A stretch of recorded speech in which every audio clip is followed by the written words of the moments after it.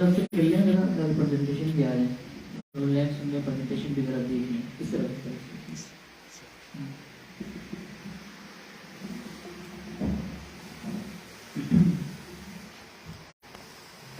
ذرا یہ بتائیں کہ ہم نے کوئی بات کی تھی نا، یہ خاص موضوع ہے، اس موضوع پر مسئلہ یہ ہے کہ زیادہ ہمارا مطالعہ نہیں ہوتا، ہمیں پتہ نہیں ہوتا کہ یہ موضوع کیا چیز ہے اور اس کی اہمیت کیا ہے. جو اس میدان کا مطالعہ کر رہے ہیں اور دلات پہ کام کر رہے ہیں ان کو جو تشنگی ہوتی ہے تو ان کو پتہ چلتا ہے وہ بھی پڑھانا ہوتا ہے، استشار بھی پڑھاتا ہوں، کچھ لکھا بھی ہے کچھ کتاب سے حوالے سے. تو یہ موضوع جو فلسفے کا ہے اور اس کو تفہیم مغربیت کے عنوان سے سمجھا جاتا ہے. ظاہر سی بات ہے کہ جب ہم اس کا نام ہے رد الحاد پہ کام کریں گے تو رد الحاد کو سمجھنے کے لیے کل بات کی تھی کہ الحاد جدید فلسفہ جدید پہ قائم ہے. تو فلسفہ جدید کو ہم سمجھیں گے. یہاں پر ہمارا محاضرات علمیوں میں ساتھی یہی تقریباً موجود تھے تو وہاں ہم نے بات کی تو اس پریزنٹیشن کا تقریباً کچھ حصہ ہم نے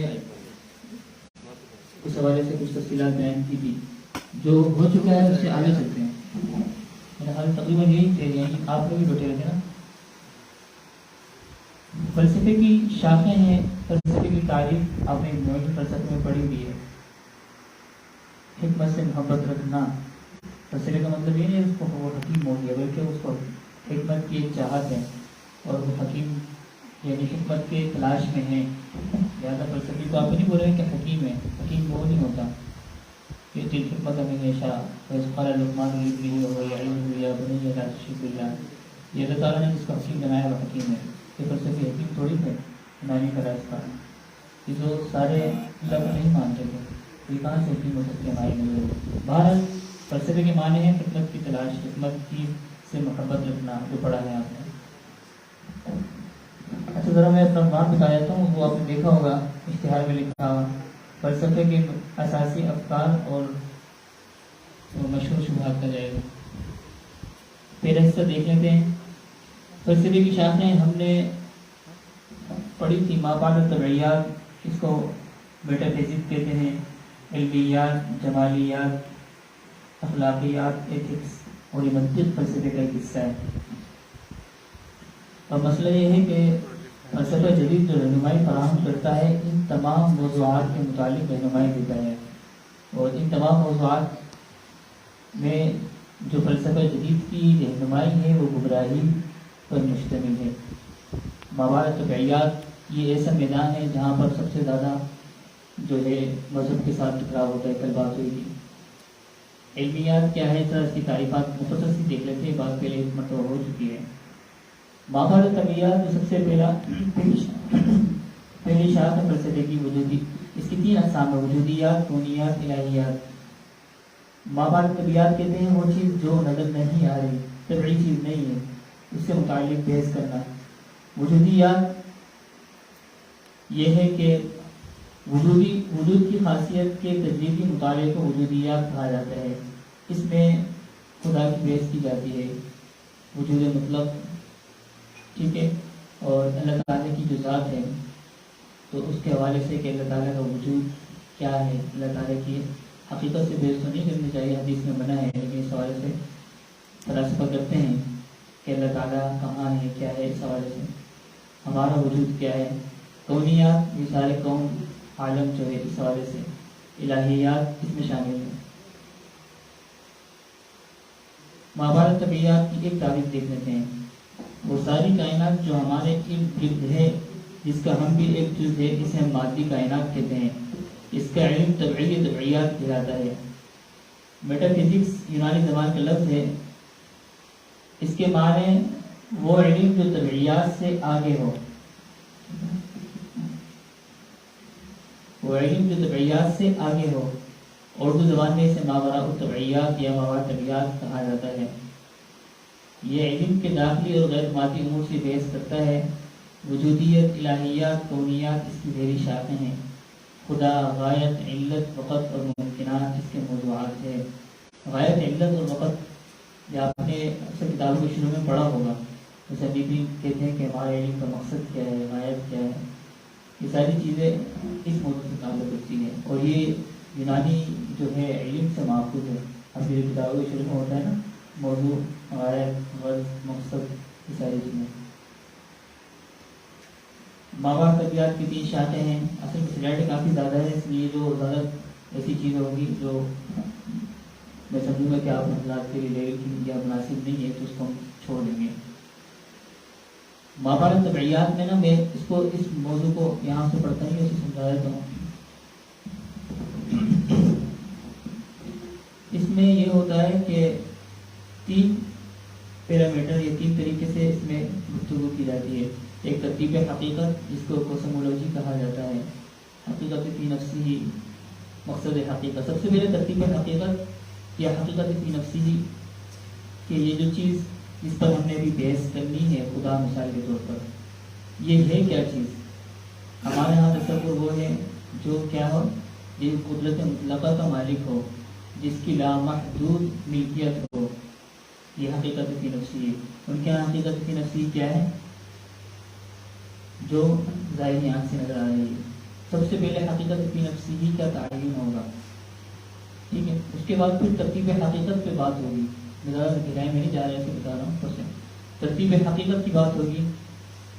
ہم ترتیب حقیقت ہمارے نزدیک کیا ہے؟ سب سے پہلے اللہ تعالیٰ کا مرتبہ ہے، پھر نبی کا ہے، اس کے بعد پھر فرشتوں کا، پھر بندوں کا آخر میں۔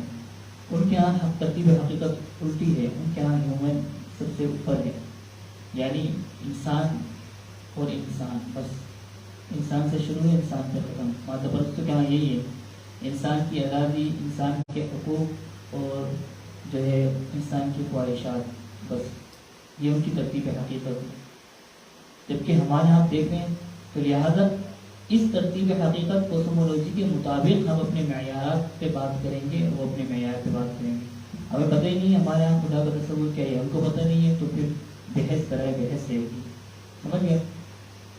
اس کے بعد مقصد حقیقت پہ بات کریں گے۔ مقصد حقیقت یہ ہے کہ ہمارے ہاں جو حقائق پہ بات کر رہے ہیں، دنیا پر عالم پہ بات کر رہے ہیں، تو ہم اس کی حقیقی مقصد بتائیں گے کہ یہ امتحان دہ ہے، یہ ختم ہونی ہے۔ ان کے یہاں مقصد حقیقت کچھ اور ہے، ان کے یہاں دنیا کی زندگانی ہے، جی لو اور مزے کر لو، بس یہ مقصد حقیقت ہے۔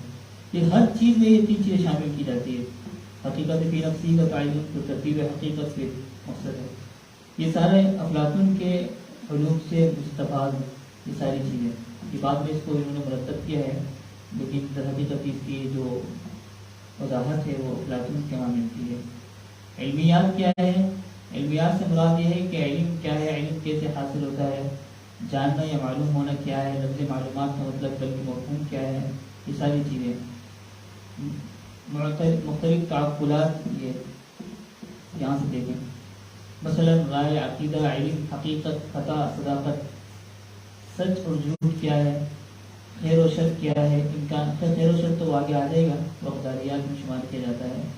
امکان اور تیقن سے کیا مراد ہے، ایک چیز ممکن ہے، ایک چیز یقینی ہے۔ ان کا باہمی ربط کیا ہے، سرچشمہ علم کیا ہے، ذرائع علم، یہ یہاں پر پیش کی جاتی ہے۔ ذرائع علم آپ کو پتہ ہے ہمارے مذہب میں وحی شامل ہے، اور ان کے ہاں وحی شامل نہیں ہے، ان کے ہاں مشاہدہ ہے، تجربہ ہے، حدیثیات ہے، اور زیادہ زیادہ منطق کو شامل کر لیتے ہیں، یعنی عقلی طرز استدلال۔ اس پر بات کریں گے آگے کہ ہمارے ہاں جو ملحدین ہیں 2 قسم کے ہیں، ایک سائنس کو فالو کرنے والے ہیں، اور ایک ریشنلزم کو، یعنی فلسفے کو کہتے ہیں۔ جو فلسفے کو فالو کرتے ہیں وہ تو کسی درجے میں منطقی استدلال کو مانتے ہیں، جو منطقی استدلال آپ نے پڑھا ہے کتابوں میں نا، جو ہے نامعلوم، بلکہ ایک نامعلوم مقدمہ ہوتا ہے، اس میں ایک قاعدہ ہوتا ہے پورا، اس کے بعد پھر نتیجے تک پہنچا جاتا ہے، یعنی عقلی مقدمے کے ذریعے کسی حقیقت تک پہنچنا، یہ کسی حد تک اس کو مانتے ہیں، عقلی استدلال کو، جس کو آپ کیا کہتے ہیں، دلیل استخراجی۔ جبکہ اس کے مقابلے میں سائنسزم کے پیروکار ہیں، وہ اس کو بھی نہیں مانتے، وہ کہتے ہیں مشاہدہ تجربہ، بس دلیل تجربیت کہلاتی ہے، یعنی زیادہ وہ استقرار کہتے ہیں، دلیل استقرائی جو آپ نے پڑھا ہے۔ تو یہ استقرائی، دلیل استقرار، دلیل استخراج، یہ کچھ فنی بحث ہے، لیکن یہ ہے کہ یہاں پر یہ چیز شامل ہوتی ہے۔ یہ ہم در حقیقت الحاد جدید کو ایک اس کے علمی محاکمے کو ایک علمی طور پر سمجھنے کی، تحقیقی طور پر سمجھنے کی کوشش کر رہے ہیں۔ ایک ہوتا ہے نا کہ فلسفے کی بیس آپ بولیں کہ کہاں سے یہاں پر آ گئی، تو یہ در حقیقت بالکل ابتدا سے ہم تھوڑی بنیادیں سمجھنے کی کوشش کر رہے ہیں۔ ظاہر سی باتیں ہیں کیونکہ اس کی بنیاد الحادی فلسفے پر ہے، تو ہم جب فلسفے کو سمجھیں گے تو ان چیزوں کو بھی سمجھیں گے۔ ہلکے سے موضوعات ہیں، تفصیلات میں نہیں جاتا کیونکہ ایک ہی موضوع اتنا ٹائم لے رہے کہ سامان ٹائم ختم ہو جائے گا۔ جمالیات ہے، ایتھکس جسے کہتے ہیں، یہ کیا چیز ہے؟ نیچے والے تعریف دیکھ لیں۔ غمی اور خوشی کے اظہار کے پہلو سے بحث کو جمالیات کہتے ہیں۔ فلسفہ جدید میں جمالیات کے میدان میں رومانٹکزم، آپ کے یہاں جو یہ ڈرامے، فلم نویسی، ادب جو لکھا جاتا ہے، یہ ناولز ہوتے ہیں، ڈائجسٹ ہوتی ہے، یہ چیزیں انسان کے جذبات اور تخیلات کا جو علم ہے اور اس کے حوالے سے جو ہے بحث کی جاتی ہے، فن آرٹ پیش کیا جاتا ہے، اس کو جمالیات کہا جاتا ہے۔ انہوں نے کیا فلسفہ حسن و جمال، کسی بھی چیز کی خوبصورتی، اس میں یہ بھی ہے فن تعمیر بھی شامل ہو جاتا ہے۔ کسی بھی علاقے میں جس طرح کی عمارتیں بنی ہوتی ہے ان کے ذوق کی علامت ہوتی ہے۔ اب ہمارے یہاں تو یہاں تھوڑی بہتر ہے، آپ آگے پیچھے کراچی میں چلے گئے تو ان کا فن ذوق کیسا ہے، پھر وہ پیرس والوں کا فن ذوق کیا ہے، ہر چیز اس میں شامل ہے۔ انسان کی غمی خوشی، ہمارے یہاں اسلام کی اگر بات کریں تو یہ تو انہوں نے پیش کیا ہے نا، یونانی فلسفہ نے یہ جمالیات کو۔ ہمارے یہاں جمالیات آپ بتائیں کیا ہو سکتی ہے؟ غمی اور خوشی ہمارے یہاں کیا ہو سکتی ہے؟ آپ بتائیں، اسلام کی بات کریں، ہمارے یہاں غم اور خوش ہونے کا معیار کیا ہو؟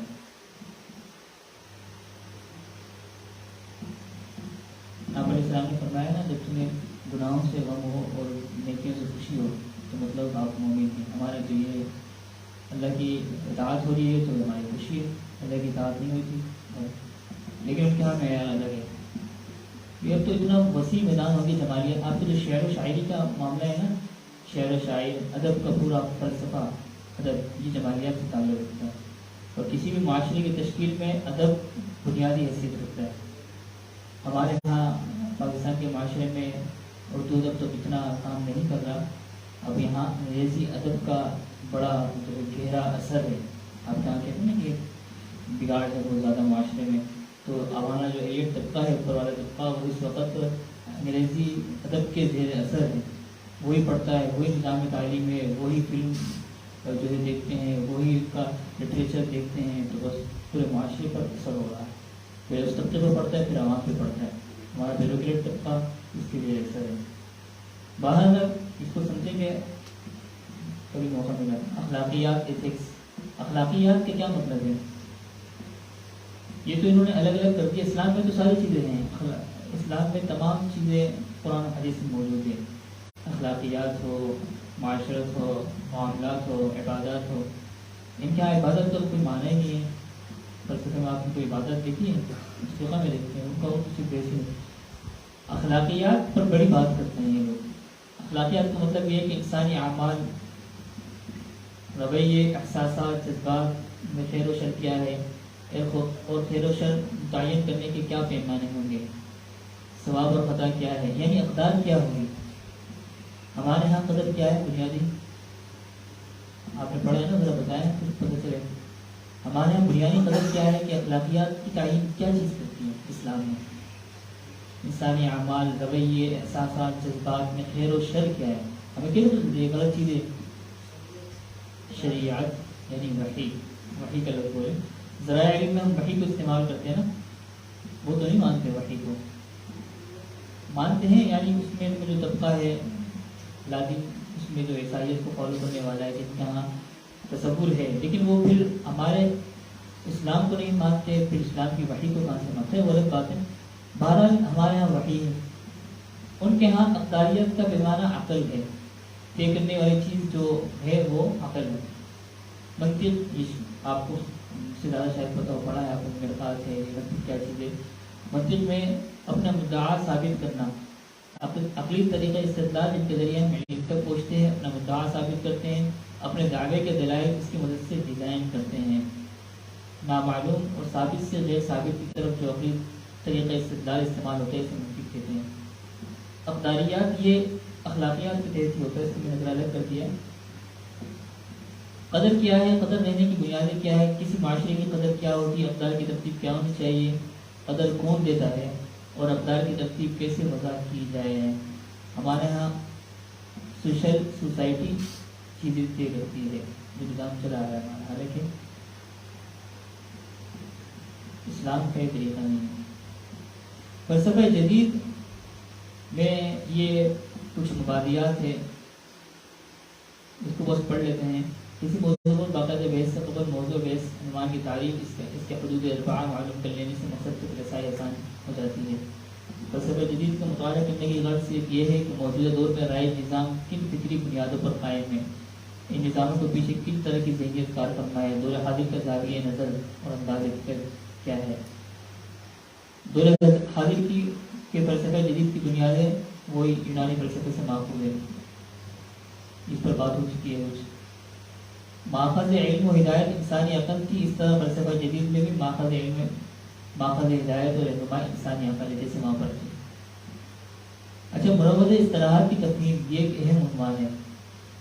ہمارے ہاں جو اصطلاحات استعمال ہو رہی ہوتی ہے اس کو ہم صحیح طرح سمجھتے نہیں ہیں. کل بات کی تھی ہیومن رائٹس اور حقوق العباد کی. کہتے ہیں نا ہیومن رائٹس، انسان کے حقوق مغرب فراہم کر رہا ہے اور اسلام جس میں کوتاہی کر رہا ہے، انسانی حقوق نہیں دے رہا. اچھا، یہ اس میں اصطلاحات کی بات پہلے کر لیتے ہیں، پھر بات کرتے ہیں کہ ہیومن رائٹس کیا چیز ہے، یہ ہیومنزم کیا چیز ہے.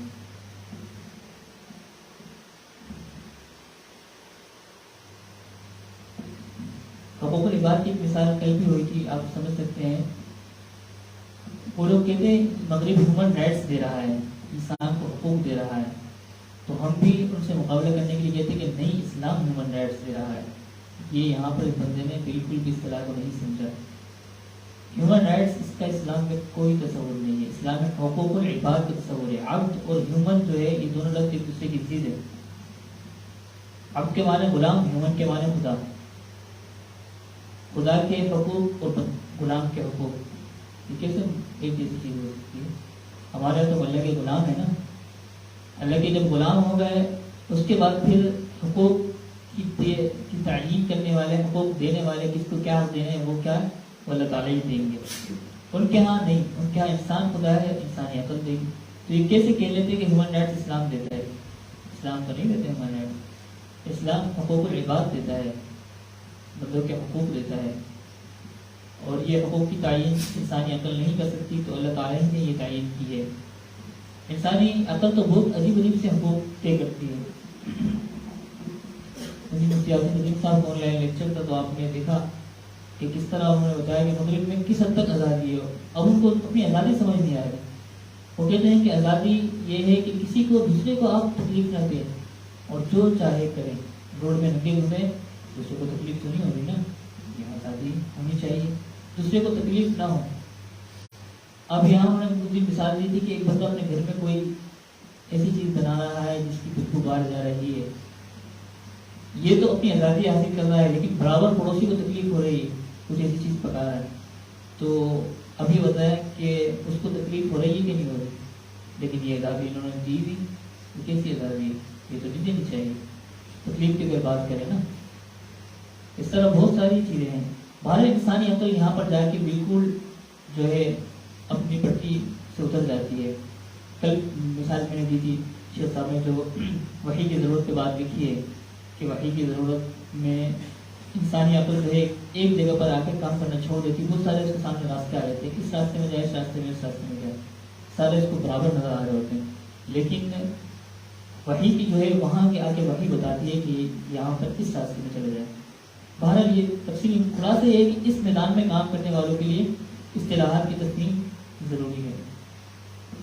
اس کے بعد یہ فلسفہ جدید فلسفے کو پڑھتے ہیں نا تو انسانی فطرت کے اندر چند بنیادی سوالات ہیں.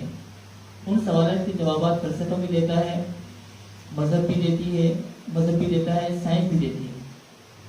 لیکن یہ ہے کہ سب سے جو ہے بنیادی سوال ان کے اچھے جوابات اور بالکل درست جوابات اور رہنمائی مذہب نے کی ہے. کیا سوالات ہیں اس کو پڑھتے ہیں. مولانا مناظر حسن گیلانی صاحب نے الدین القیم لکھی مشہور کتاب ہے اس موضوع پر، علم کلام پر. حضرت نے وہاں پر کتاب کے شروع میں بات کی ہے. فطرت انسانی کے دو مطالبے جو دراصل مذہب کے سنگ بنیاد کی حیثیت رکھتے ہیں، لیکن ان کے سوا اور بھی چند سوالات ہیں جو قریب قریب انہی دو سوالوں کی طرح ہماری فطرت کی گہرائیوں سے ابھرتے ہیں، اور مذہب کی تعبیر میں ان کو بھی بہت کچھ دخل ہے. بنیادی سوال آپ اس کو پڑھیں گے، آپ کو اندازہ ہو کہ یہ میری فطرت میں سوال ہے، اور آپ بھی سوچتے ہیں میرے سوال ہے. عالم کا نقطہ آغاز کیا ہے؟ یا بندے کی فطرت میں سوال رکھا ہے کہ ابتدا کیا ہوگی، اس کا آخری انجام کیا ہوگا. ہر ایک بندے کے، مسلمان ہو یا کافر ہو، ہر چیز کا مقصد یہ معلوم ہوتا ہے کہ وہ انسان کے کام آیا بھی. انسان کا کیا مقصد ہے؟ زندگی کی موجودہ کشمکش سے نجات کی کوئی صورت نکل سکتی ہے؟ کشمکش چل رہی ہے، بالکل سکون مل رہا ہے ہمیشہ کا، اور نہیں یہ کہ ہمیشہ غم کی زندگی، کبھی سکون مل جاتا ہے، خوشی ہو جاتی ہے، کبھی تکلیف ہو جاتی ہے، تو کبھی راحت. کبھی کوئی ایسا زمانہ آ سکتا ہے کہ ہمیشہ جو ہے مزے کر رہے ہیں، محنت نہیں کرنی پڑے، ساری ہماری جو ہے ہمیشہ کی ساری کیا بقائے تمام کی فطری خواہش مخالفتی بہمی طور پر نہیں بلکہ حقیقی معنوں میں پوری ہو سکتی ہے. ٹینشن نہ ہو کہ نہیں مریں گے، بیمار نہیں ہوں گے، اور جو ہے ساری میری خواہشات جو چاہے پوری ہوگی. علمی اور عملی طور پر ہم میں ہر شخص غیر محدود ہونے کی خواہش رکھتا ہے، ان لمیٹیڈ ہونے کی خواہش رکھتا ہے. ہمیشہ کی زندگی اور ساری خواہشات میری پوری ہو، جو میں چاہوں. یہ چاہتا ہے کہ جو چاہوں کروں، جو کچھ چاہوں جانوں. وہ سب جاننا چاہ رہا ہے، پتہ نہیں چل رہا کیا حقیقت ہے. کیا فطرت انسانی کا یہ مطالبہ اپنے مقصد کو پا سکتا ہے؟ فطرت انسانی کا مطالبہ، یہ آپ سوال ہوئے، اب آپ کو اندازہ ہو رہا ہے کہ میرا ذہن بھی سوال کرتا ہے. مذہب نے منع نہیں کیا ان سوالوں کا، مذہب نے اس کا جواب دیا ان سوالات کا. قرآن انہی جوابات سے تو بھرا ہے، نہیں قرآن انہی جوابات سے مکمل ہے. یہی سوالات ہے جن کے جواب کا نام مذہب ہے. یہی پیاس ہے جس کی پانی کی تعبیر دین سے کی جاتی ہے.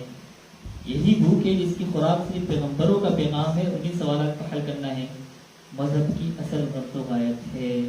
فلسفے نے یہاں بھی کام دکھانا شروع کیا اور یہاں بھی ٹانگ اڑائی، تو اس کے بعد پھر ہر چیز میں انہوں نے جو ہے منہ کی کھائی.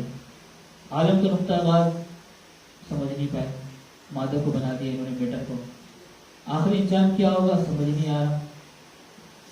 کہتے ہیں کہ عالم کیا ہے؟ ابدی ہے، ہمیشہ رہے گا. کیونکہ ابتدا پتہ نہیں تھی نا، ابتدا میں تو نہیں تھے نا. جب کائنات بن رہی تھی اس وقت کوئی فلسفی موجود تھا؟ دیکھ رہا تھا کہ کائنات کیسی بن رہی ہے، خیالات ایسے.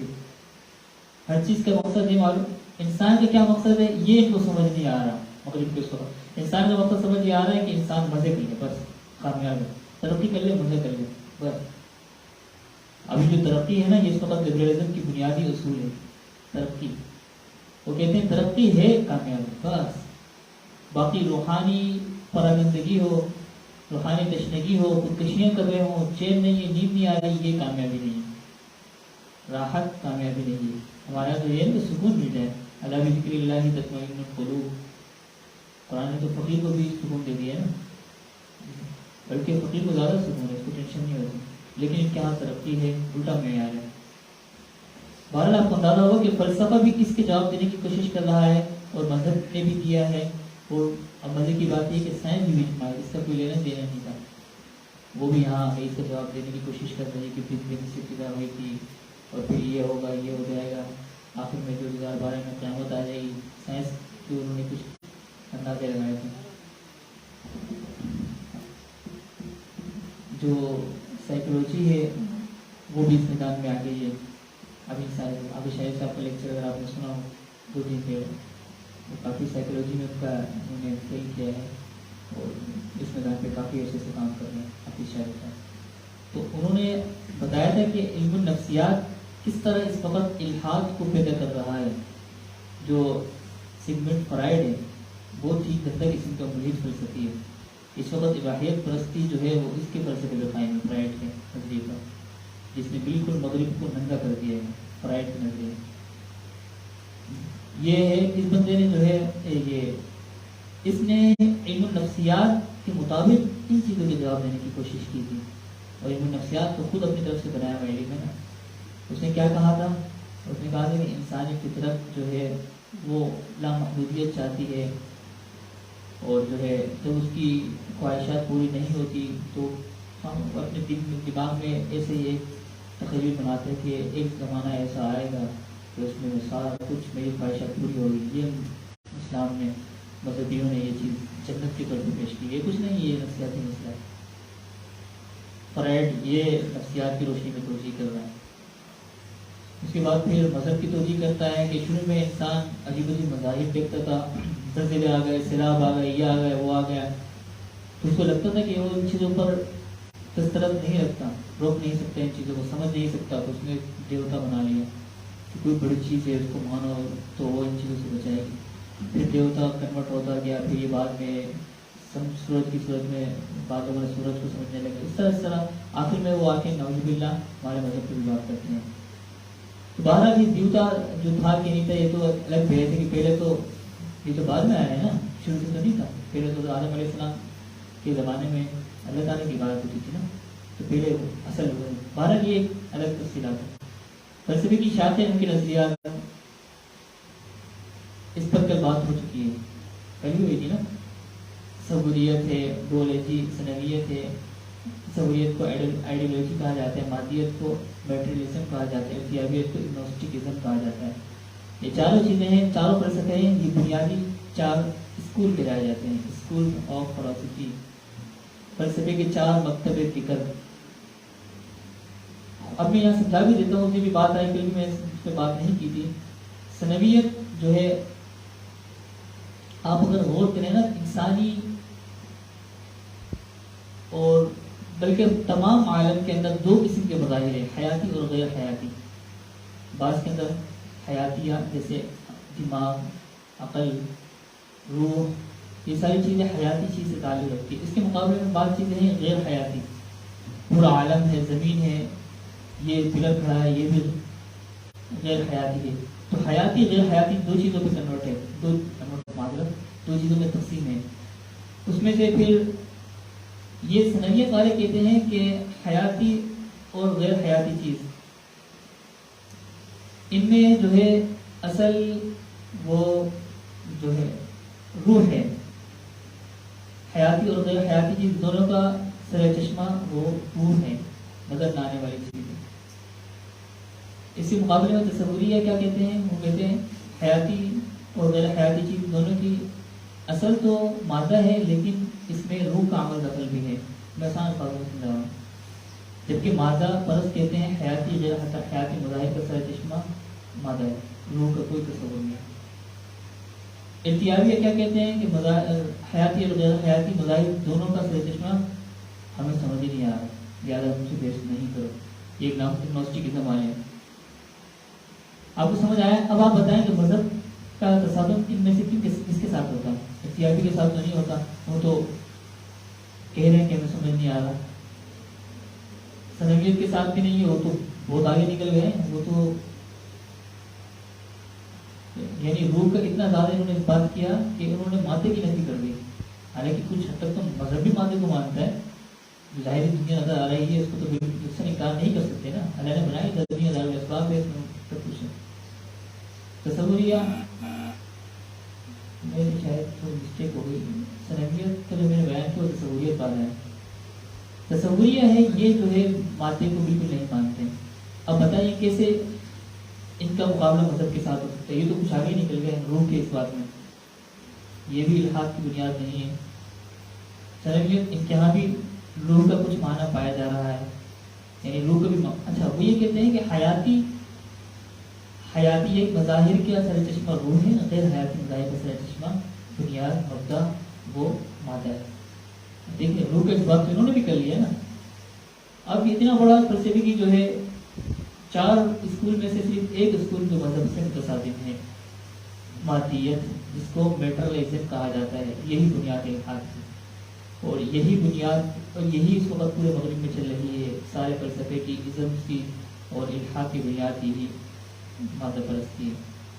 یہ مطلب نہیں ہے کہ سنوی تصوریت کو فالو کرنے والے وہ بھی بڑے دیندار و منتقی ہوتے ہیں, نہیں. لیکن خالص جو ایتھسٹ ہوتے ہیں نا, جو بالکل نہیں مانتے, وہ مادہ پرست ہوتے ہیں. فلسفے کے اختلاف کی بنیاد کیا فلسفہ مذہب سے متصادم ہے؟ فلسفہ مذہب میں فرق, سائنس اور مذہب میں فرق. سائنس اور مذہب میں ایک بات بس کرتا ہوں کہ سائنس اور مذہب کا میدان کل بھی بات کی تھی کہ بالکل الگ الگ ہے, اس لیے کل ہو چکی ہے.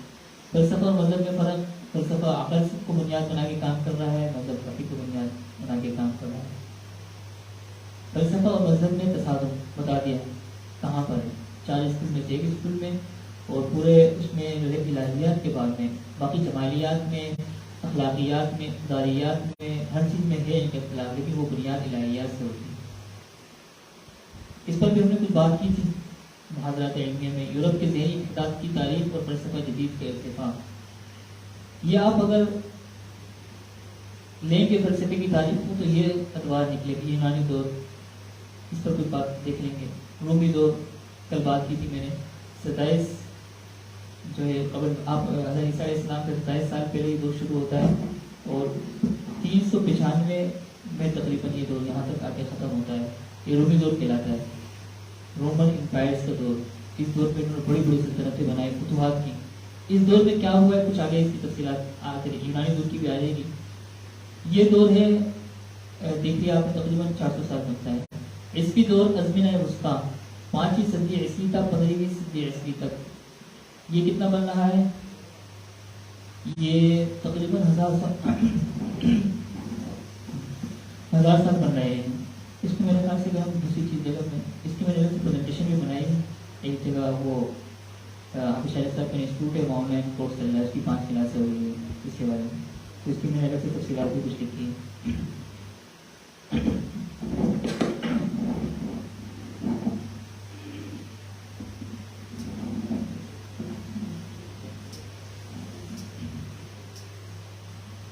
اس کے بعد اقلیت کا دور 7ویں صدی کے وقت سے لے کر نشاط ثانیہ، اور یہ جو ریفارمیشن کا آغاز ہوا اور جس کو رینیسنس کی تحریک کہا جاتا ہے، تحریک اسلام، مارٹن لوتھر کی تحریک، یورپ میں جو انقلاب کی بنیاد بنی ہے، یعنی عیسائیت میں ایک نیا فرقہ آیا جس کو آپ کیا کہتے ہیں؟ پروٹیسٹنٹ فرقہ، اس کی ابتدا ہوئی ہے مارٹن لوتھر کی تحریک اسلام۔ انہوں نے کہا کہ جیسے ہمارے گاندھی صاحب تحریک اسلام شروع کی ہے۔ اچھا، یہ بڑا ایک اہم موضوع ہے کہ پروٹیسٹنٹ فرقہ، کیتھولک فرقہ۔ ہم نے تو یہاں پر ہمارے بہت سارے جو ہے ناقدین وہ کرتے ہیں کہ عیسائیت کے 2 بڑے مذہب ہیں نا، پروٹیسٹنٹ، کیتھولک۔ کیتھولک پرانا ہے، عیسیٰ علیہ السلام کے زمانے کے بعد سے چل رہا ہے، تو ان میں سے کون عیسائیت کو کس نے کتنا فائدہ دیا؟ ہمارا جو ماڈرن طبقہ ہے وہ کہتے ہیں پروٹیسٹنٹ فرقہ، اس نے آ کے جو ہے عیسائیت، وہ یہ حقیقت ہے کہ پروٹیسٹنٹ فرقہ آیا، انہوں نے آزادی ایک طرح سے مختلف اعتبار سے حاصل کی، اور اس کے بعد پھر انہوں نے ترقی کی، مادی ترقی کی ہے نا کہ مغرب میں کتنے آگے چلے گئے، وہ یہی دیکھتے ہیں، کہتے پروٹیسٹنٹ فرقہ نے، پھر اس کے مقابلے میں کیتھولک فرقے کی آپ نے داستانیں سنی ہوگی، وہ پادریوں کو زندہ، وہ پادری چلاتے تھے، سائنسدانوں کو مختلف نظریات انہوں نے بائبل میں ایڈ کر دیے تھے۔ یونانی فلسفے کے نظریات جو زیادہ مشہور تھے انہوں نے اپنے مذہبی کتاب میں شامل کر دیے تھے۔ اب وہ جو بسا اوقات اس نظریے کے خلاف کوئی سائنسی تحقیق سامنے آتی تھی تو جس نے پیش کی ہوتی تھی اس کو بہت زیادہ اس پر ظلم کیا جاتا تھا، اس کو زندہ جلاتی جاتی، یہ کچھ داستانیں سے حقیقت ہے۔ اور وہ لوگ یہ کہتے ہیں کہ کیتھولک فرقے کے دور جو یہ 1000 سال میں گزرا ہے، یہ ڈارک ایج کا زمانہ ہے، اندھیرا دور تھا، واقعی یہ بھی ہے کچھ۔ لیکن ہم دوسرے نقطہ نظر سے بات کریں، روحانیت کے اعتبار سے، عیسائیت جو بھی تھی محرف ہو گئی تھی، سب کچھ تھا، لیکن خدا کا تصور تو تھا، انہوں نے مذہب کے چوگا اس طرف اتار کے نہیں پھینکا تھا جیسے انہوں نے بھی پھینکا ہے۔ کچھ روحانیت، کچھ اخلاقیات باقی تھی۔ آپ کو حیرت ہوگی کہ 150 سال پہلے، 100 سال پہلے کی جو تصاویر کچھ آتی ہے مغربی دنیا کی، تو وہاں خواتین آپ کو پتہ ہے کس طرح کے لباس پہنتی تھی؟ جس طرح ہمارے یہاں عبایا ہوتا ہے نا، اس طرح کے لباس پہنا جاتا تھا۔ اٹلی، جرمنی، فرانس، امریکہ، تو اس وقت امریکہ کی تاریخ میں وہ مطلب وہاں کی تہذیب بھی برٹش تہذیب تھی ایک طرح سے، تو 100-150 سال تک بھی ان کی خواتین کے کا لباس ایسا لگتا ہے جیسے ہمارے کوئی پردہ خاتون اس طرح کا لباس پہنتی تھی۔ ہے عیسائی، لیکن دیکھیں کچھ اخلاقیات اور یہ چیزیں کیا موجود تھی۔ اگر ہم تقابل کریں نا تو دونوں کے ہاں کافی وہ جو ہے انہوں نے نقصان دیا ہے۔ کیتھولک فرقے کی الگ گمراہیاں تھیں، ان کے الگ وہ تھے، لیکن ہم جب الحاد کے موضوع پہ بات کریں گے تو اس وقت ہم کہیں گے کہ پروٹیسٹنٹ فرقے نے تباہی مچائی، سمجھ گئے نا، کیونکہ اس نے تو بالکل مذہب اور ساری چیزیں، پیمانے، اخلاقیات، سب کا ایک نیا جو ہے وہ ایڈیشن پیش کیا ہے، اس کے ساتھ پوری دنیا میں سفر پڑ رہے ہیں، وہاں سے ہوتے ہیں ہمارے ایشیا میں آتے ہیں، وہیں کے اثرات ہمارے برصغیر میں پڑ رہے ہیں، وہاں کے اثرات پوری دنیا میں جا رہے ہیں۔ اچھا، یہ اگلا دور ہے اقلیت کا دور، نیشنلزم کا دور، 17ویں صدی کے وقت سے 18ویں صدی تک۔ یہاں یورپ میں 100-150 سال کے اندر ایک فلسفیوں کی کھپت تیار ہو گئی، ہر ملک میں درجنوں فلسفی تھے، اتنے سارے نام ہیں اگر میں آپ کو گنواؤں۔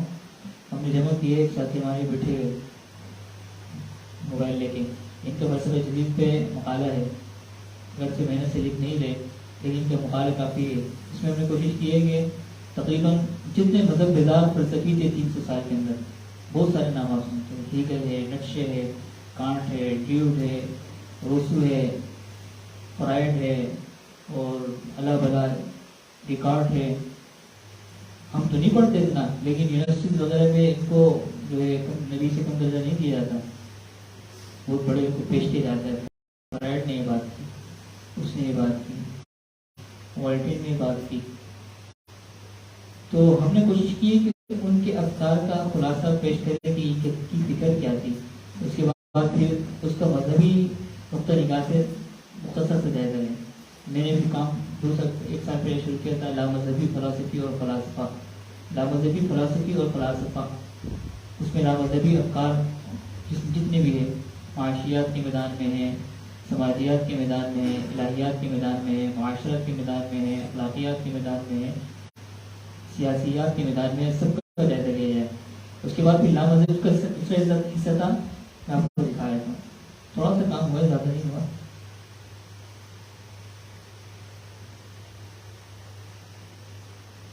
اللہ کرے موقع مل جائے اس کو ہم مکمل کر لیں گے، ان کے لیے یہاں پہ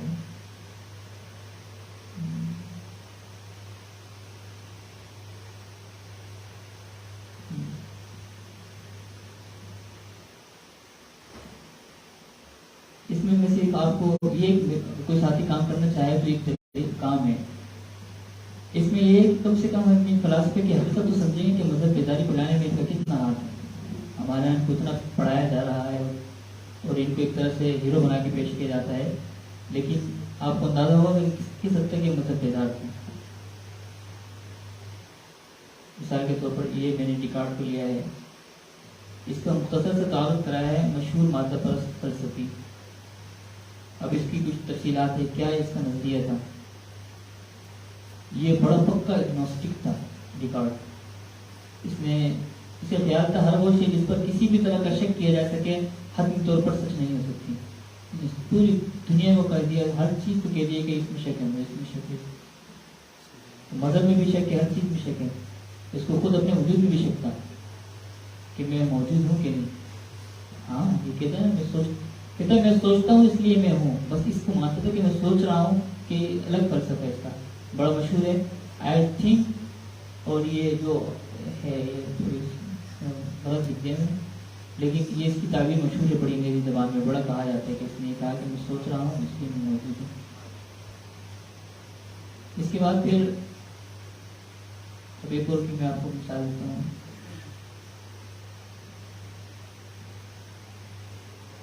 ہاں یہ نیٹشے، اس کے افکار کیا ہیں، یہ جمع کیے ہیں، اس کا بڑا آپ نے نام سنا ہوگا اس میدان میں اگر کچھ آتی ہے۔ نیٹشے کی مذہب بیداری پورے ایک عنوان لیا ہے۔ ڈیوڈ ہی متشکک اور عینیت پرست اور تجربیت پرست فلسفی، متشکک بھی تھا، عینیت پرست بھی تھا۔ عینیت پرستی وہی جس کو ہم نے آپ کو مثالیت سے سمجھایا ہے، مثالیت کو عینیت پرستی بھی کہا جاتا ہے۔ یہ یہ اس کا نام ہے بارک اسپونزا، مادہ پرست، الحاد پرست، سیکولرزم کا پرستار، اقلیت پرستی کا پرچار کرنے والا تھا۔ فطرت اور اخلاقیات سے متعلق لامذہبی نظریات اس نے پیش کیے سب سے زیادہ خیر اس کو ہم دیکھیں گے، اصل موضوع ہمارا یہ نہیں، لیکن اگر اس میدان میں کچھ ساتھی کام کر رہے ہیں تو وہ اس کو اس پر اس طرح کام کر سکتے ہیں، ہوا کام، لیکن اس طرح کام نہیں ہوا کہ ان کے افکار کا تنقیدی جائزہ لیں کہ انہوں نے یہ چیز پیش کی تھی اور یہی اس میدان میں اتنا خطرناک تھے، تاکہ ہم آگاہی پھیلائیں کہ ان کو بالکل نہ پڑے۔ اس کے بعد پھر یہ 19ویں صدی صنعتی انقلاب کا دور ہے، سائنسی ترقی ہوئی ہے، اور اس دور میں مذہب میں شبہات کی پیدائش شروع ہو گئی۔ مغرب نے اپنی ترقی کے ساتھ ساتھ مذہب کی ٹانگ پکڑ لی کہ اب نہیں چھوڑنا مذہب کو، خواہ پیچھے پڑ گئے۔ 20ویں صدی خواہ تو نہیں پڑے، ان کا تو مقصد تھا کہ مذہب آڑے آتا ہے، مذہب انسان کی زندگی میں پابندیاں لگاتا ہے، خدائی پابندیاں لگاتا ہے۔ 20ویں صدی کا 21ویں صدی پہلی جنگ عظیم کا 21ویں صدی کے آخر جھوٹے ادیان کی پیدائش کا دور، تحریک استشراق کا دور ہوا اور اس کے مسلم دنیا پہ اثرات پڑے۔ 21ویں صدی کی جو ہماری صدی ہے، الحاد باقاعدہ اب مذہب بن چکا ہے نہیں الحاد، مذہب وہ ہوتا ہے جو اس بات پہ قائم ہو، الحاد تو نفی پہ قائم ہے نا، کوئی مذہب آج تک نفی پہ قائم نہیں، الحاد ہے۔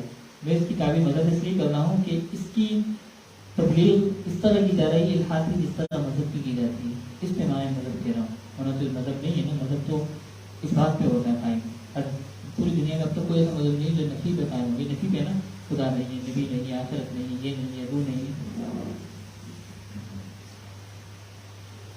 اس میں ایک بات میں نے ایڈ کی ہے ساتھی کے خلاف ہو کہ اس دور میں لوگ الحاد سے واپسی کا سفر بھی بعض لوگوں نے شروع کیا ہے۔ مغرب میں جب بہت تیزی سے روحانی تشنگی پھیلی تو لوگوں نے دوبارہ روحانیت حاصل کرنے کے لیے اسلام قبول کرنا شروع کیا۔ اسلام قبول کرنے کے واقعات آتے ہیں، لیکن اس دن مفتی اعظم صاحب سے بات ہوئی تھی لیکچر کے آخر میں، تو میں نے ان سے یہ سوال کیا، میں نے حضرت ذرا یہ بتائیں کہ بہت تیزی سے قبول اسلام کے واقعات مغرب میں نظر آ رہے ہیں، تو کیا ہم یہ کہہ سکتے ہیں کہ اسلام بڑا مذہب بن جائے گا، روحانیت آگے جا رہی ہے اور الحاد پیچھے ہو جائے گا آگے ہونے کا؟ نہیں، الحاد کی گراف بہت تیزی سے آگے جا رہا ہے، یہ بات نہیں کہنی چاہیے، کچھ نہیں مغرب میں نہیں کہتے کیونکہ وہاں پر پھر کا موقع مل جاتا ہے۔ یہ تو علمی کی بات ہے نا، یہ تو ہمارے مدد میں کر رہے ہیں کہ یہاں لگا ہوئے رہے، لیکن بھارت میں اس طرح کی بات ہم نے ایک مرتبہ کی تو بہت سارے ہمارے ساتھ تھے، کے گاڑی سے ملے دن لگے ہوئے۔ ان کا مشہور جو پیج ہے فری تھنکر کے نام سے ان کا گروپ ہے، کافی باہر سے چلا رہے ہیں، اس کے تقریباً 11-12 پیج گروپ بلاک ہوئے پھر چل رہے ہیں، تو وہاں پر بڑے پیمانے پہ دیسی بنیاد آپ کو مل جائیں گے پاکستان میں کے گاڑیوں سے، بہت سارے باہر ہیں۔ تو یہ بات حقیقت ہے کہ مغرب میں الحاد تیزی سے آگے بڑھ رہا ہے۔ اب جو گراف آیا ہے اس میں میرے خیال سے امریکہ میں کل میں نے بتایا 33% ہے لوگوں نے اپنے آپ کو ملک کہا ہے۔ باہر اللہ حفاظت کرے، ضرورت اس بات کی علماء کرام اس میدان پہ کام کریں، آپ نہیں کریں گے تو یہ مختلف اسکالرز اور مختلف جو ہیں وہ کام شروع کر دیے، انہوں نے ہم سے آگے نکلنا ہے۔ اس میدان کو علماء کیسے چھوڑے بھائی، علم تو علماء کے پاس ہی ہے نا۔ بات مذہب کے مقدمے میں لڑنے کی ہے، وکیل صاحب ہی نہیں موجود ہے، عالم ہمیں یہ معاف کریں، ہم نے یہ سیمینار رکھے ہمارے جیسے کہ بعض تخصصات والے نہیں آ رہے، ان کو بھی سمجھ نہیں آ رہا کہ مجھے کتنا اہم ہے۔ باہر کافی مدرسے میں آگاہی شروع ہو چکی ہے، لیکن میں آپ کو بتا رہا ہوں واللہ اس میدان میں آپ نہیں آئے، یہ اسکالر سے اللہ کام لے لے گا، اللہ کام لے لے گا۔ وہی تطلق یستبدل قوما غیرکم ثم لا یکونوا امثالکم، اللہ تعالیٰ محتاج تو نہیں ہے نا کسی کا۔ ہمیں ہمارے یہاں اس موضوع کو پڑھنے کی پڑھانے کی اہمیت دینے کی ضرورت ہے۔ علماء کرام ذہانت کی کمی نہیں ہے، اور جو ہے اس میدان پہ فرض سمجھ کے کام کریں۔ اللہ کی طرف سے ایک جو ہے فرض منصبی ہے علماء کی، تو اس پر کام کرنے کی کافی ضرورت ہے اور سیکھ کر کام کرنے کی ضرورت ہے۔ ایک دو کتاب پڑھ کے رہتے رات پہ کام کرنا ہے تو آج کل لوگ شروع کر دیتے ہیں ہمارے ساتھ ہی۔ میں تو الحمدللہ 4 سال سے ابھی بالکل مبتدی ہوں، اس طرح سے سیکھنے کے مرحلے سے گزر رہا ہوں، لیکن ہمارے ایسے بھی مطالعہ جاری رکھیں، لیکن یہ نہیں ہو کہ کام ہم نے کوئی پلیٹ آج کل یہ 2 کتابیں پڑھ کے سوشل میڈیا پہ بڑے بڑے گروپ بنے، کل وہ اس نے شاید 2-3 مہینے پہلے جوائن کیا ہمارا فارم، اس نے میں نہیں کہنا کہ نہیں بنانا چاہیے بنائے، لیکن وہ رد الحاد پہ کام اس طرح شروع کیا کہ مریدین سے مناظرے شروع کر دیے۔ اس میں وہ اتنے خبیث ہوتے آپ کو پتہ نہیں ہے اس کی کیا تربیت ہوتی ہے، کیا 2 منٹ کے اندر چت کر دیتے ہیں وہ، اس کو جو ہلکا ہو، اس کا مطالعہ نہ ہو، باقی ہمارے حضرات کام کر رہے ہیں، اور سیاسی ندیم الواحدی صاحب کے آپ لائیو ڈیبیٹ سنیں، ابھی میں ایک لگاؤں گا تھوڑی دیر میں. انہوں نے کہا ہے کہ جو کہا تھا اس کو بولنے میں مینشن کرنے کا کوئی لیکچر. تو آپ کو اندازہ ہوگا کہ الحمدللہ بالکل ٹکنی بات ہے، چند منٹ میں ٹکنی بات ہے. سیاسی ندیم صاحب ہمارے پروفیسر جیسر بھائی ہمارے ساتھ تھے الحمدللہ گروپ میں، دونوں ساتھ ساتھ وہ حضرات لائیو اسٹریمنگ کی سنیں، آپ فیس بک میں استعمال کرتے ہیں تو سنیا کریں کہ کیا معاملہ چل رہے ہیں. مزے کے لیے نہیں کہ اس نے سورا جس نے سورا دیا، افسوس کی بات ہے کہ یہ ان میں اکثر آ رہے ہوتے ہیں جو ہے اپنے فیک اکاؤنٹ سے ہوتے کون آتے ہیں مسلمان، پہلے مسلمان ہوتے ہیں، وہ سارا اپنے آپ کو ایکس مسلم کہہ رہے ہوتے ہیں. جھوٹا پروپیگنڈا بھی کرتے کہ ہمیں ایکس مسلم ہے. ایکس مسلم کا مطلب ہے یہ مرتد ہے، پہلے اسلام تھا پھر ہم مرتد ہو گئے. بہت سارے ہندوؤں نے یہ کام شروع کیا ہوا، یہ بہت بڑا پروپیگنڈے کا طریقہ ہے. ایکس مسلم ہے بھیا، اسلام مسلمان تھے لیکن اسلام میں انہوں نے یہ خرابی دیکھی، یہ دیکھا وہ دیکھا، پھر ہم مجھے ہو گئے. تھا پہلے سے مولوی بھائی ہندو تھا، الحمدللہ ابھی نہ ہونے کے برابر ہے، 0.0 پہ گراف ہوگا اس وقت جو لوگ ایکس مسلم میں مرتد ہو رہے ہیں. الحمدللہ نہیں ہے، لیکن کچھ ہے بھی، یہ بھی ہے. ایاز نظامی آپ کے تفسیر نظامی کا فاضل ہے، ملحدین کا سر بڑا بنا ہوا ہے، عالم ایاز نظامی. بات نہیں کرنی چاہیے لیکن میں کر رہا ہوں. یہ اس حد تک تشریح کا میدان بڑا ہوا ہے، لیکن یہ ہے کہ اس میدان میں ایک پہلے 2010-8 تک اس موضوع میں جب بات ہوتی تو بہت سارے حضرات کا یہ تھا مزاج تھا کہ اس پہ بات نہ کرو، جو بات نہیں غلط پھیلانے کی کیا بات. ایک ہے نا کہ برائی کا تذکرہ بھی نہیں کرنا چاہیے، وہ اس میں بولتے تھے کہ الہاد کی بات نہیں کرو، تھوڑا بس پتہ رہتا ہے. لیکن اب معاملہ الٹ ہے. اب جو ہمارے بالکل جاہل طبقہ ہے جن کا کوئی لینا دینا بھی ان کی بات کر رہا ہوں، وہ بھی آج کل فیس بک اور سوشل میڈیا چلا چلا کے یہ چیزیں سن کے آگے پیچھے ہو رہا ہے. گاؤں دیہات والا بات کو تو چھوڑ دیں. ایک زمانہ تھا نا کہ بندہ عمل نہیں کرنا تھا، اپنے آپ کو گناہگار کہتا تھا، لیکن اپنے آپ کو روتا بھی تھا کہ میں لیکن نبی کا امتی ہوں، اللہ کو ماننے والا ہوں. لیکن اب یہ چلے گیا، اب کہتے کہ میں نہیں ماننا، اس طرح سے نہیں ماننا کہ مجھے یہ سمجھ آ رہی ہے کہ یہ نبی نہیں ہے، مجھے یہ سمجھ آ رہی ہے کہ خدا نہیں، مجھے سمجھ آ رہی ہے کہ مذہب کوئی صحیح چیزیں نہیں دیتا، مجھے یہ سمجھ آ رہی ہے کہ نعوذ باللہ قرآن میں تضادات ہیں. اس بنیاد پر آج کا بندہ مذہب چھوڑ رہا ہے. بہت سارے نفسانی عوامل بھی ہوتے ہیں، میں نے آپ کو کل بات کی تھی، وہ تو الگ ہے، اس کو اپنے طریقے سے کرنے سے اسلام کی طرف آ جاتا ہے. پھر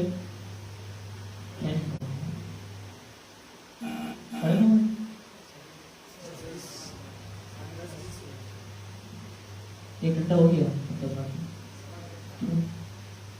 تھوڑی دیر بس یہ 3:30 بات کرتا ہوں، دوبارہ پرانا موضوع چل رہا ہے ہمارا. بہرحال ایک نظر دیکھ لیتے ہیں. اس دور میں وحدت ادیان، گلوبلائزیشن کی تحریک، آپ کو پتہ ہے عالمگیریت بڑے پیمانے پر پھیلائی جا رہی ہے.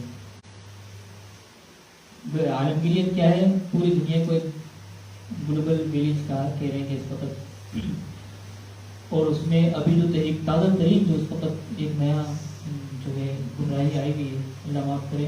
ہمارے باہر اہل علم، میں تو نہیں کہہ رہا لیکن ہمارے بڑے حضرات ہی فتنے کو مینشن کر رہے ہیں. وحدت ادیان کیا کہتے ہیں اس کو؟ بین المذاہب ہم آہنگی کانفرنس. یہ لفظ سنتے نا، بین الادیان، بین المذاہب، مذاہب مکالمات. کو اندازہ نہیں ہے یہ کتنے زہریلے الفاظ ہیں.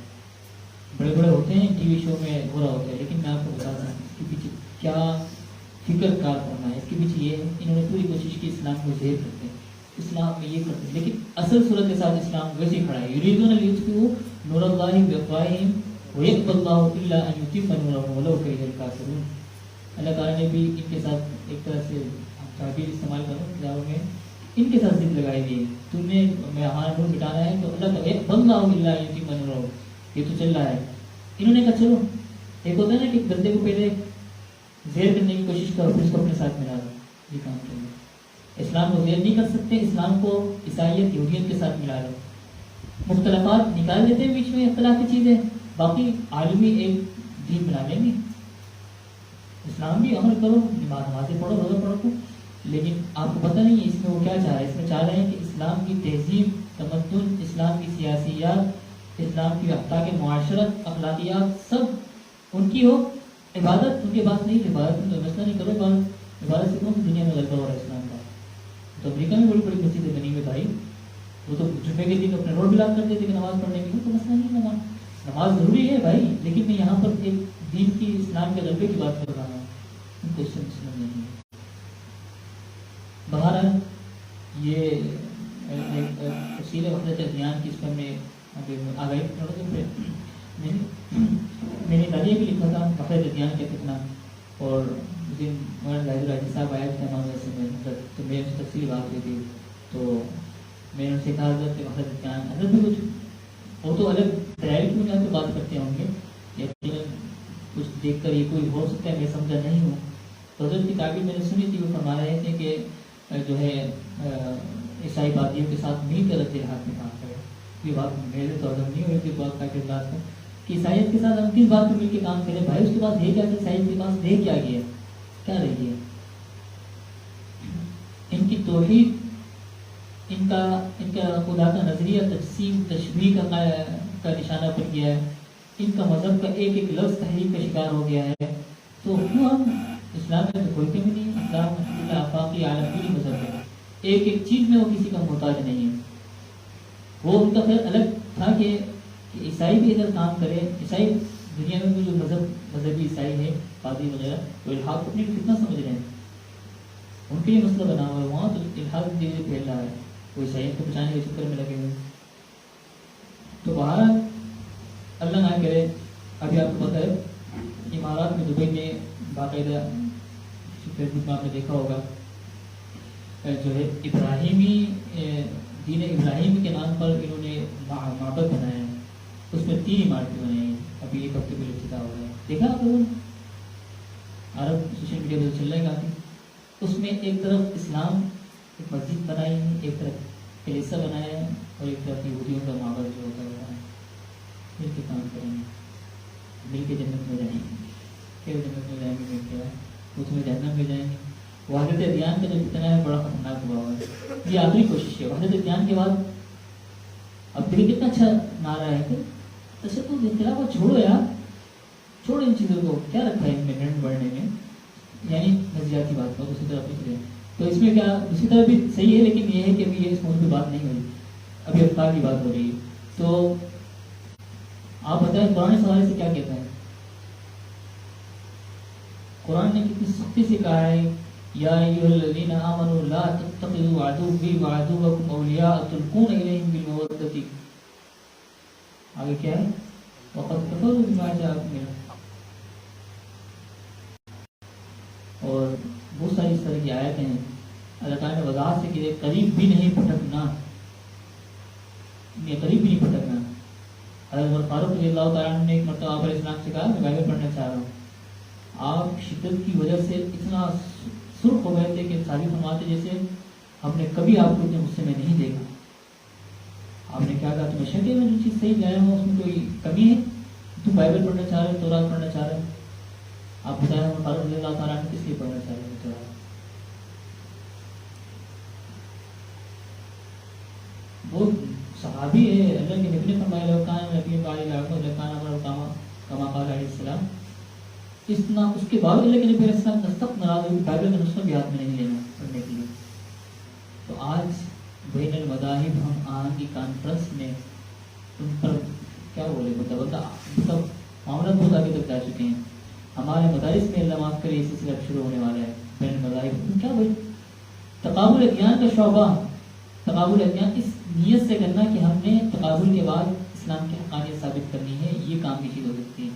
تقابل ادیان اس مقصد سے پڑھنا، ورنہ اس مقصد سے پڑھنا کہ اس کو بھی سمجھ لو اس کو بھی سمجھ لو، تو سمجھنے کے حد تک ان کے جواب دینے کے لیے اسلام کو حقانیت ثابت کرنے کے لیے اس پہ کام کرنا ٹھیک ہے، لیکن صرف چسکے کے لیے مطالعہ کرنا اس کی فکر بھی پڑھ لو تو یہ لوگ بھی آگے پیچھے ہو جاتے ہیں، بہت سارے تقابل ادیان مطالعہ کرنے والے لوگ گڑبڑ ہو گئے۔ اب ان کی نظر میں اسلام کی آفاقیت، وہ جو اسلام دیتا ہے نا انسان کو جذباتیت کہ اسلام ہی برحق ہے، اسلام کے علاوہ یہ جذبہ ہلا دیتی ہے چیزیں، تو لہٰذا اس موضوع پہ کام کرنا ہے، تقابل ادیان کو پڑھنا ہے تو اس کے مقصد کے سامنے رکھنا ہے۔ بس یہ 5 منٹ لے گئے۔ یونانی فلسفے کے بس میں بتا دوں کس موضوعات پہ کام، یونانی فلسفے کی شاخیں کیا کیا تھیں، نو افلاطونی فلسفہ اور یونانی فلسفہ، اس میں کیا فرق تھا، اور یونانی فلسفیوں کے افکار کے وہ نقائص اور خامیاں بیان یہاں میں نے لکھی ہے، بیان کی جا رہی ہے، آگے چل کر رنگ لائے جنہوں نے موجودہ مغربی ذہن کو پیدا کیا ہے، یہ سارے افکار ہیں. دیکھ رہے ہیں یہ یونانی فکر پر آپ کہہ سکتے ہیں مختصر سے لیکن ایک جاندار تفسیر حسن عسکری مرحوم نے اپنی کتاب میں لکھا ہے، تو میں نے ملخص بھی کیا ہے. یہ تقریباً 15-20 یہ کچھ نکات ہیں، ابھی ٹائم نہیں ہے، اس کو سمجھنا بھی کافی مشکل ہے. یہی بات ہے. بعض لوگ یونانی فکر کو کرتے ہیں کہ یونانی لوگ فلاسفہ جو ہے خدا کو مانتے تھے. ابھی تو خدا کا تصور کیا تھا؟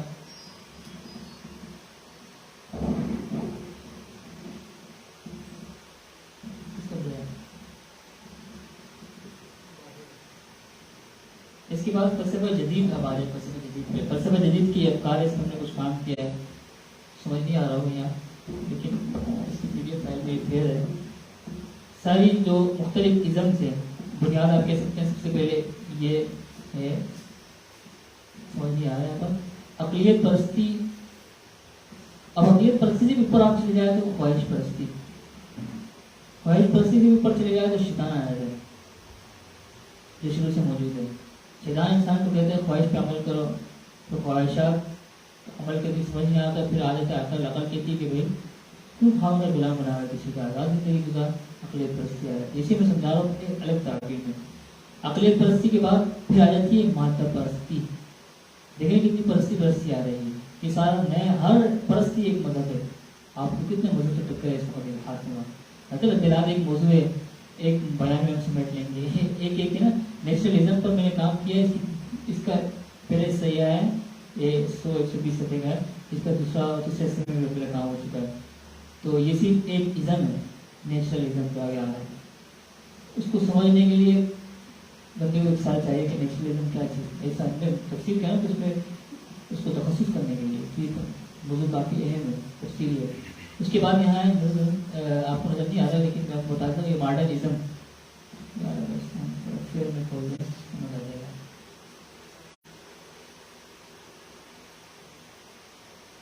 کہاں لکھا ہے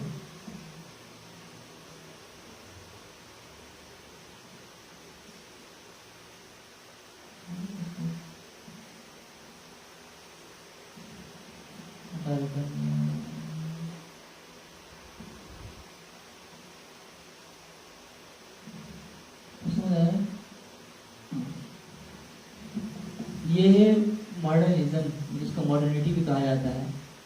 ریشنلزم، میٹرلزم، پھر ماڈرنزم. ٹھیک ہے.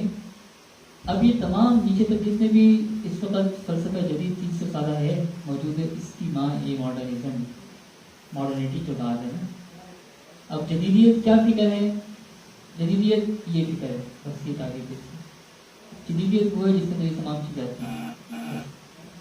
اچھا پوسٹ ماڈرنزم کا دور چل رہا ہے، یعنی جدیدیت بھی اب آخری سانس لے رہی ہے.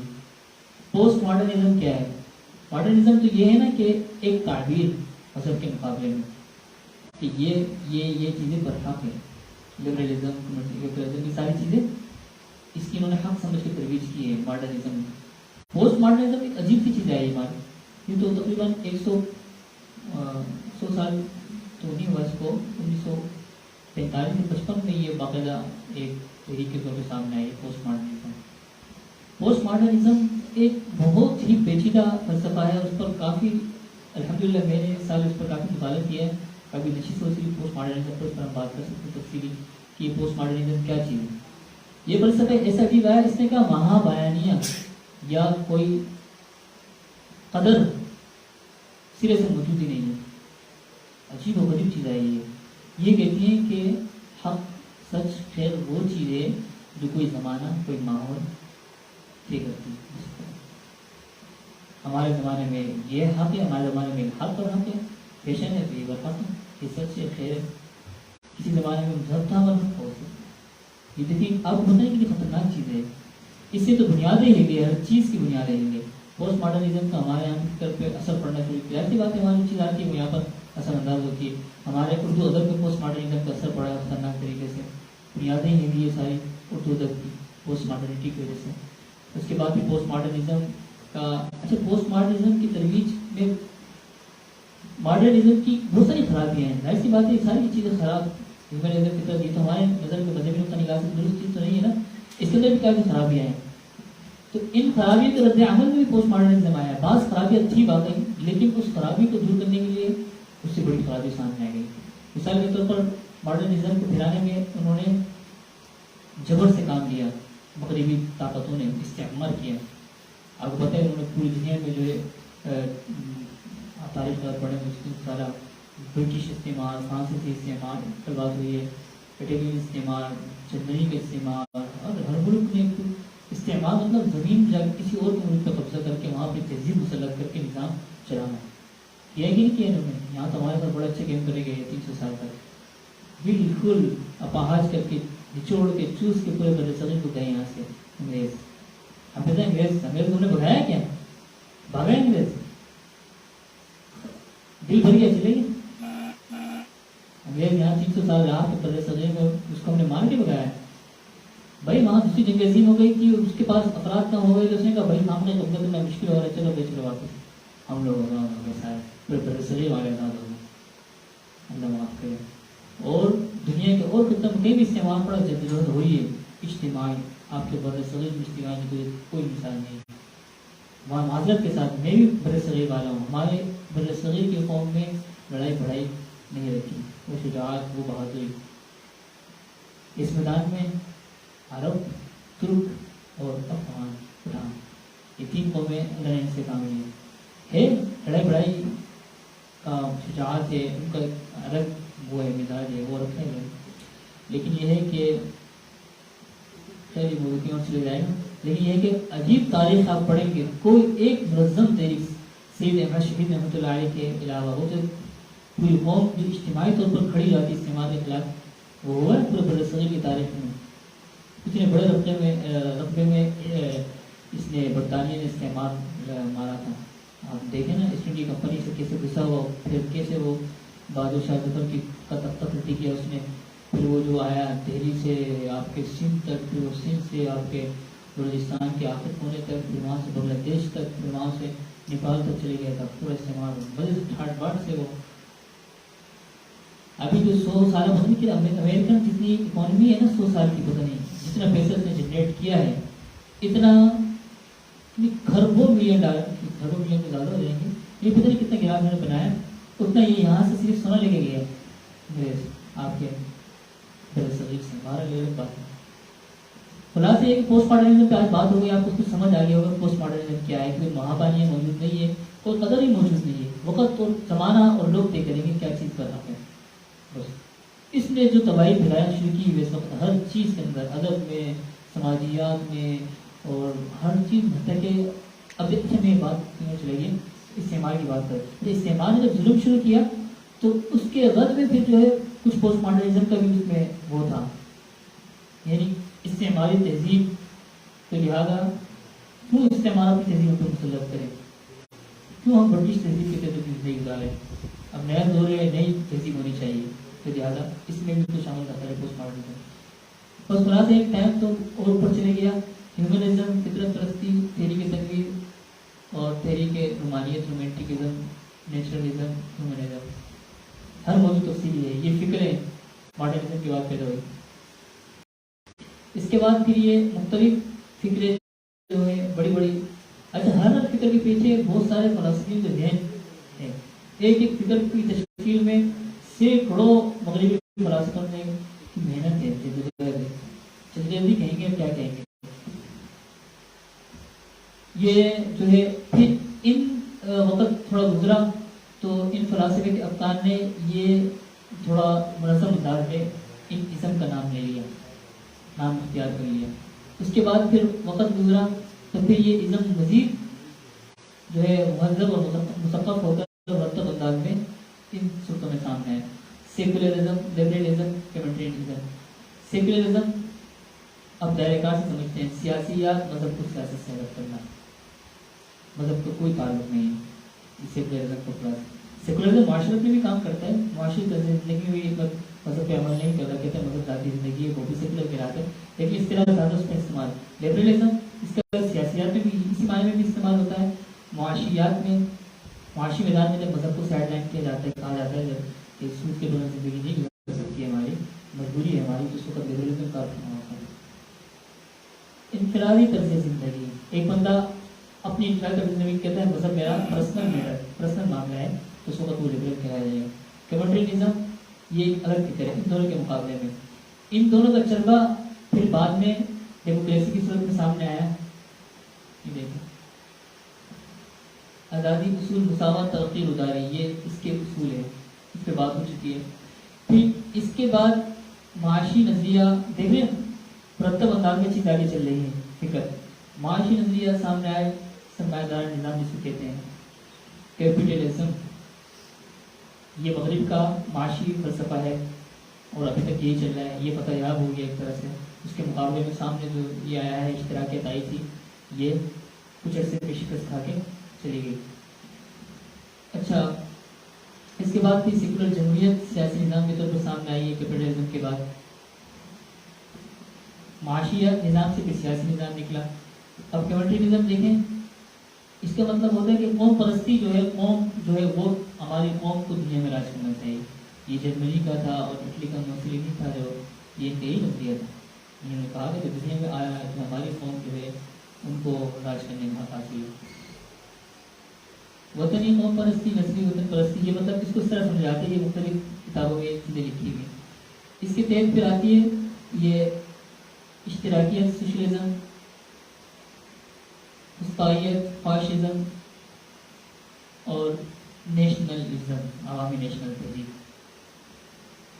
یہ بھی وہاں سے نکل رہی ہے. نیشنلزم کیا ہے؟ قوم بنیاد ہے. ہماری جو جماعت ہے پارٹی کی بنیاد قوم پر ہے. قوم کی مفاد دیتی ہے اپنے قوم کی, نہ ملک کے دیکھیں گے نہ مذہب کے دیکھیں گے. ان کا کچھ تعارف نہیں تھا. بس کرتے ہیں کہ مزید تھوڑا دیکھ لیں. آگے ریکارڈنگ چلانی ہے صاحب کی یہ چلا دیتے ہیں. ان شاء اللہ موقع ملا تو اس کو آگے دیکھ لیں گے. یہ سلائڈ تقریباً ابھی تو نے 25 سلائڈیں دیکھی ہیں. یہ 50 سے قریب سلائڈیں ہیں. ازمینہ وسطیٰ میں کیا تھا, رومی دور میں کیا تھا, ہر ایک تفصیلات ذرا دیکھ لیں. اس کو فلسفہ جدید کی گمراہیاں اور اجباری نظریات. مذہب اور عبادت سے متعلق فلسفے نے کیا افکار پیش کیے ہیں. مذہب عقائد اور عقل سے متعلق مادیت ذرائع علم. فلسفہ جدید کی گمراہیاں اور اجماعی نظریات. مذہب میں مغربی نظریات کی دیکھنا کب کافی دیر سے یہ سلائڈ چل رہی ہے. شروع سے آپ دیکھیں دوبارہ یہ سلائڈ یہاں سے شروع ہو رہی ہے. اس میں تقریباً 60-70 کے قریب افکار ہیں. یعنی فلسفہ جدید کی آپ تلخیص کریں نا کہ یہ فلسفہ جدید نے یہ فکریں دی ہیں, یہ رائیاں دی ہے, کیا چیز ہے. آپ اس کو تقریباً 15 سلائڈ میں سمجھ سکتے ہیں. ظاہر کرنا پڑے گا یہ ساری چیزیں. یہ کچھ فلسفے ہیں. فلسفہ وجودیت ہے, فلسفہ تجربیت ہے, روایت پسندی, انفرادیت پسندی, حسیت. یہ کچھ بڑے بڑے فلسفے کا میں نے تعارف کروایا ہے جو مشہور ہے اس وقت. سائنسزم کیا چیز ہے, کچھ تفصیلات. اب ذرا ایک ملحد سے ان کا ڈیبیٹ ہے سیاسی ندیم صاحب کی, وہ آپ ذرا سنیں اور غور کریں کہ کس طرح ان سے بات کی جاتی ہے اور یہ کس طرح جو ہے باتوں کو گھماتے ہیں. پہلے ایک اور ہے وہ میں ذرا چلانا چاہ رہا ہوں. آپ کو لکھنا کچھ کام کریں.